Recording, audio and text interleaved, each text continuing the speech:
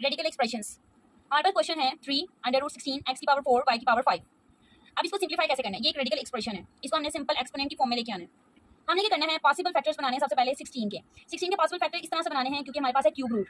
Cube root को इस तरह से हमने कवर अप करना है कि हमने जो फैक्टर्स बनाने हैं उनको मल्टीप्लाई करें 3 टाइम्स, तो हमारे क्यूब रूट से वो कट ऑफ हो सके। हमने क्या करना है, 2 8 16 है, x की पावर 4 है, तो भी हमें इस तरह से स्प्लिट करना है कि 3 पोर्शन अलग से बने और 1 पोर्शन अलग से, मतलब x को अलग से स्प्लिट करें एंड x की पावर 3 को अलग से। उसके बाद हमारे पास है y की पावर 5। y की पावर 5 मतलब y का स्क्वायर एंड y की 3 पावर 3, हमने इसको अलग से स्प्लिट करना है ताकि हमारे क्यूब रूट से ये 3 से हमारे फैक्टर्स सिंप्लीफाई हो सके, कट ऑफ हो सके और एक्सपोनेंट की फॉर्म में आंसर आ सके।